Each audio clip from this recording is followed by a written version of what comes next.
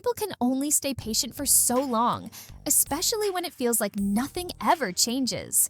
And when you're young, watching the same old systems protect themselves again and again, it's hard not to think, what's the point? That kind of frustration is the backdrop to why this story hits so hard. 27 years after Princess Diana's death, a set of hidden files everyone assumed were gone for good, has suddenly resurfaced. And this time, King Charles couldn't sidestep it. Not anymore.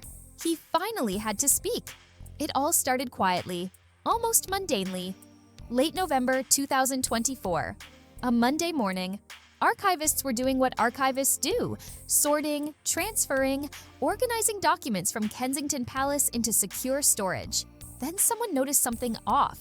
In what used to be Diana's private office, behind a false wall panel that shouldn't have been there, they found a locked metal box. Inside, files that were missing since August 1997, documents believed to have been destroyed in the frantic aftermath of her death. And here's the wild part. No one was looking for them. This wasn't some planned discovery or whistleblower moment. It was pure chance. The room had stayed sealed for years, too sensitive to use, but too important to erase. When contractors later inspected the space for possible renovations, they noticed the wall dimensions didn't add up. That tiny detail led to a hidden panel. And then the box, and then the avalanche. Within hours, senior palace officials were on site. The box was removed carefully, transported under armed guard to Buckingham Palace, and opened under strict supervision. Legal advisors, security staff, and the king's private secretary all present. What they found wasn't a stack of sentimental letters or old photographs.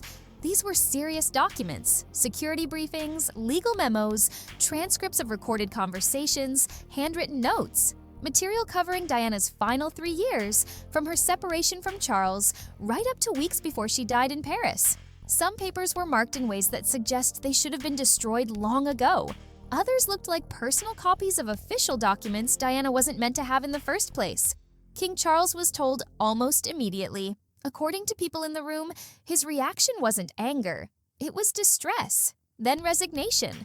Because for nearly 3 decades, he'd tried to manage Diana's legacy carefully, honoring her as the mother of his sons while shielding the monarchy and himself from more damage.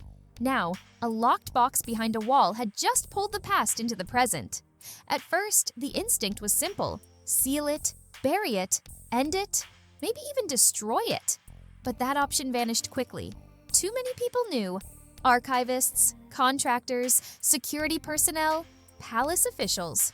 Once a secret spreads that far, trying to suppress it usually backfires and turns into something worse: leaks, rumors, and a feeding frenzy that the palace can't control.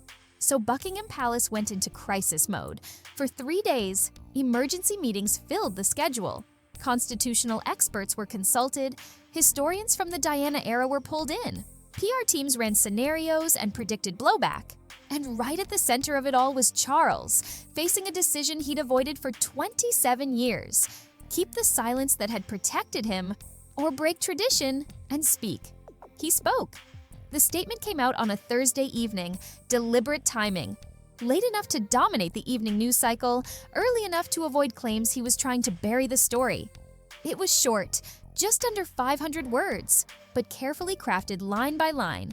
Charles confirmed the files were real, acknowledged the sensitivity, and promised proper archiving with eventual access for researchers. But the biggest shift was this: he addressed the questions the files raised about his own role in the breakdown of the marriage. For the monarchy, that's not just unusual. It's close to a taboo. Royals don't explain themselves. They don't validate the existence of secrets. They certainly don't invite the public into the messy parts of history. By acknowledging these documents, Charles was essentially admitting, yes, there were things worth hiding. That's why the reaction was so split. Some people praised him for finally choosing transparency, even if it came late. Others called it too little, too forced, an admission driven by pressure, not conscience. Diana's supporters felt vindicated.